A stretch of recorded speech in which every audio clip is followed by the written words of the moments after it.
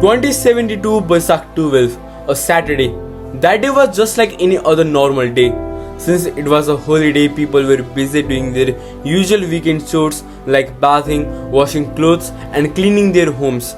Some children were watching cartoons on TV while others were outside playing. Everything felt completely normal. But within a few minutes, something was about to happen that would change the lives of all Nepalese forever. At 11:56 am, a 7.8 magnitude earthquake shook the entire country. For nearly 50 seconds, Nepal kept trembling. This was the largest earthquake Nepal had experienced in the last 80 years. Around 9,000 people lost their lives and more than 22,000 were injured. Over 5 lakh houses were destroyed, leaving more than 3.5 million homeless. In some districts, entire villages were completely wiped out.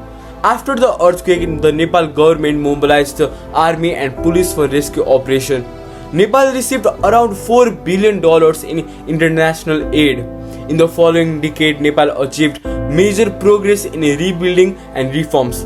This documentary is not about that day. It is about Nepal, about earthquakes, about survivors, and most importantly, about the experiences we all share.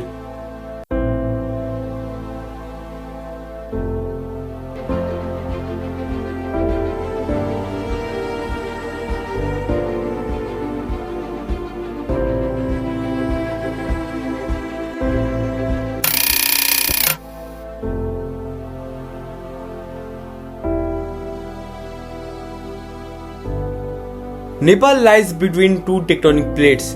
Millions of years ago, when the Indian tectonic plate collided with the Eurasian tectonic plate, the Himalayas were formed. That region is what we now know as Nepal. The earth has many tectonic plates. These plates constantly move, collide, and push against each other. This movement creates energy beneath the surface, and when that energy is released, an earthquake occurs. We often talk about earthquake magnitude, but understanding it is fully complex. The size of an earthquake depends on the factors like which tectonic plates are involved, the depth of the earthquake, and the type of soil in the region. Because of this, we use the Richter scale, which measures the vibrations caused by the release of energy. The stronger the vibrations, the more energy is released. The Richter scale is logarithmic, meaning each increase of 1 unit represents 10 times more energy. So magnitude 5 earthquake is 10 times stronger than magnitude 4. A magnitude 6 earthquake is 100 times stronger than magnitude 4. For comparison, the energy released by the Hiroshima atomic bomb is roughly equal to a 6.2 magnitude earthquake. On Basak 12, 2072, at 11:56 am, a 7.8 magnitude earthquake struck Nepal, with its epicenter in Gorkha district. This 50-second quake caused massive destruction across the country. Centuries-old temples in Patan, Bhaktapur, and Basantapur collapsed. In Langtang, entire villages were destroyed and around 250 people went missing. In Barpak village of Gorkha, out of 793 houses, 515 were completely destroyed. On Mount Everest, a massive avalanche killed 21 climbers. One of Kathmandu's iconic landmarks, Dharara, collapsed. The shockwaves were so powerful that they were felt in India, Pakistan, Bhutan, China, and Bangladesh. The earthquake also triggered massive landslides, and parts of East Kathmandu shifted nearly 3 meters south. Thousands of people died and thousands more were injured. So during the production of this video, we had talked to many people about the earthquake and tried to know the story of survivors. Similarly, we also had a talk with Madhu Khatkadai, who himself was a survivor of 2072 earthquake. करीब 12 बजे भूकम्प जाँदा तपाईँ कहाँ हुनुहुन्थ्यो? 12 बजे भूकम्प जाँदा भन्दा अगाडि नै म त्यो मोस्ट भूकम्प प्रोन एरियामा थिएँ क्या बसन्तपुरमा। अनि मेरो कुरा चाहिँ के भएको थियो भने हामी अब एउटा इन्टरभ्यूलाई दिनलाई भनेर चाहिँ खास हाम्रो गौशालामा थियो प्रोग्राम, तर हामी त्यहाँ चाहिँ मिटिङ गर्ने चिया खाने भनेर बसेको थियौँ। अनि ठ्याक्क लाएर के भयो भने हामी होटलभित्रै बसेको भए चाहिँ केही हुँदैन थियो, तर हामी ठ्याक्क 11:30 बजेतिरको मिटिङ सेड्युल थियो तर के भयो भने अलिकति रिसेड्युल भयो 1 बजेतिर हुन्छ भने के अनि त्यसमा चाहिँ अब हामी एकछिन बसौँ न त भन्दाखेरि रेस्टुरेन्टमा चाहिँ त्यो हुन्छ नि धेरै कुरा धेरै बस्यो भनेर त्यो वेटरले हुन्छ नि तपाईँ के दिनुहुन्छ भन्न थाल्यो कि त्यही भएर ठ्याक्क 12 बजे थियो क्या 12 बज्नु लाग्यो बेलामा ठ्याक्कै हामी बाहिर निस्क्यौँ अनि त्यति बेला चाहिँ मलाई मन्दिरले खिच्यो अनि त्यति बेला चाहिँ बसन्तपुरमै थिएँ म तपाईँलाई ल है अब भुइँचालो आयो भनेर चाहिँ कुन बेला रियलाइज भयो अँध्यारो भएपछि किनभने मलाई पुरै कि त्यो मन्दिरको रबलले पुऱ्यो अनि त्यसपछि अँध्यारो भइसके पछाडि चाहिँ ल यो के भयो मलाई खास रियलाइजेसन भन्दा पनि मलाई भनिसकेपछि मात्र थाहा भयो भूकम्प आयो भनेर किनभने मैले चाहिँ के भन्यो बसन्तपुरको घरहरूको कुरा र त्यो घर थियो भन्ने क्या त्यसले पुरै भन्नाले तर मलाई रेस्क्यु गरिरहेको बेलामा चाहिँ के भयो भन्दाखेरि नेपाललाई दशा लाग्यो भूकम्प ढलिसक्यो धरारा भूकम्प आइसक्यो फेरि भूकम्प आइसक्यो अनि धरारा ढलिसक्यो नेपाललाई दशा लाग्यो जस्तै रियलाइजेसन भयो अनि त्यो पुरैले गर्दा तपाईँलाई कस्तो टाइपको थट्सहरू आएको थियो थट्स त पुरै सिनेमेटिक हो मुभीमा जे आउँछ त्यो आउँछ वाला हुन्छ नि जुन चाहिँ आउँछ त्यो ठ्याक्कै सेम त्यही ट्याक्ट हुन्छ अलिकति स्लो हुन्छ सबैमा हो अनि प्लस अलिअलि स्क्रिनहरू हुन्छ अनि प्लस दुख्दैन क्या त्यति बेला के भयो भनेर सेन्स आउनै हामीलाई 5-10 मिनट लाग्छ कि त्यही भएर चाहिँ त्यो कुरामा चाहिँ एक्ज्याक्टली त्यो मुभीमा जे डिपिक्ट गरेको छ त्यही हुन्छ क्या के भइरहेछ भन्ने नै कन्फ्युजन हुन्छ क्या पेन स्केयर भनेर कन्फ्युजन हुन्छ है तपाईँ त्यो रबलको अन्डर कति टाइमसम्म हुनुहुन्थ्यो कति बेलासम्म 10-15 मिनट्स तपाईँसँगै पुरिएका अरूहरूको रेस्क्यु भएको थियो कि नै त्यो बेला रेस्क्यु त भएको के हो भने अब म आफूलाई फर्चुनेट हुन्छु किनभने कस्तो भयो भने म पुरेको यसरी होठो परेर पुरेँ त्यही भएर मलाई सबै रबलले खिच्यो अगाडिपट्टिको मान्छे उतार्नु पर्नु भएको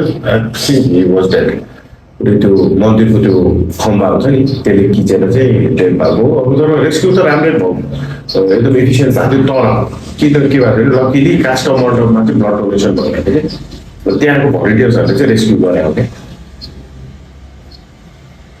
तपाईँलाई त्यसपछि कसले निकाल्यो कसरी होस आयो होस् थियो नि मलाई होस् थियो मलाई निकालेर पहिला सुरु फेरि त्यही रेस्टुरेन्टको रिसेप्सनमा राखेर अनि त्यसपछि अर्को मान्छे आएर मलाई चाहिँ के थियो पहिला एक्सिडेन्ट भएको नि त खुट्टा भाँचेपछि चाहिँ के हुन्छ भने खुट्टा भाँचेर खुट्टा चल्छ कि अनि मान्छेको मिसकन्सेप्सन के छ भने अब घटी भाँच्यो भने खुट्टा चल्दैन हुन्छ नि त्यस्तो हुँदैन खुट्टा चल्छ तर धेरै चलाइरहेको चाहिँ बोन फ्रेगमेन्ट्सले गर्दा चाहिँ नर्भ काटिन्छ अनि त्यो काटेपछि चाहिँ खुट्टा काट्नुपर्छ भन्ने ज्ञान थियो पहिला मेरो एक्सिडेन्ट भएर त्यही भएर एकजना मान्छेले आएर मेरो खुट्टा त्यो काठले बालेर सिधा पारेर जानुभयो अनि त्यसपछि फेरि त्यही ब्लड डोनेसनको भलिन्टियरले रेस्क्यु गरेर मलाई बसन्तपुर बाहिर ल्याउनु बाहिर ल्याएपछि अनि पछि फेरि पुलिसको ट्रक लिएर आएर पिर हस्पिटल बाहिर थियो रोडमै त्यसपछि मलाई साथीले चिनेर अनि त्यहाँबाट टिचिङ गएको त्यति बेलासम्म होस् छ भने तपाईँलाई चोटहरू कहाँ लागेको थियो टाउकोमा खुट्टामा मेजर थियो कि मेजर थियो नि 9 डेज कोमा मेरो त्यसले गर्दाखेरि टाउकोमा चाहिँ यो मन्दिरको गजुरको त्यो हुन्छ नि त्यो काट्नेको हो अनि खुट्टा चाहिँ त्यो रबरमा खिचेर चाहिँ भाँचेर बाहिर निस्केको चाहिँ भयो सिभियरली इन्जोर्ड हो तपाईँलाई यो खुट्टाको प्रब्लम यो खुट्टा जुन चाहिँ भ्याइ भएको छ त्यसले गर्दा अझै नै के प्रब्लम हुन्छ पहिला जस्तो त हुँदैन नि अब चिसोमा दुध छ मेरो त के भएको भने रड राखेको थियो 2.5 वर्ष रड राखेको अब चिसोमा के हुन्छ त्यो रड चिसै भइरहन्छ क्या तिमी जति सिरपबाट त्यो खुट्टा चिसै हुन्छ क्या त्यो हुन्छ पहिलाको जस्तो त अभियसली अब के हो भने मेडिकली चाहिँ के हुने रहेछ भने त्यो बोन चाहिँ अलिक बलियो भएर आउँछ भनेर भन्छ क्या के भयो भने लेफ्ट र राइट खुट्टा दुइटैमा भएको हो नि त मलाई त लेफ्ट खुट्टा चाहिँ मेरो भूकम्पले भाँच्यो राइट खुट्टा मेरो अलरेडी एक्सिडेन्टले भाँचेको थियो क्या त्यो भाँचेन क्या मेरो त्यो भूकम्प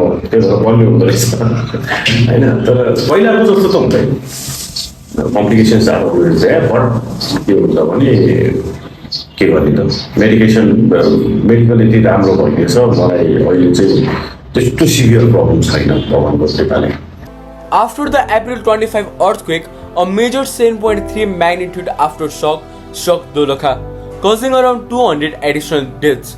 In total, the 2072 earthquakes resulted in nearly 9,000 deaths and over 22,000 injuries.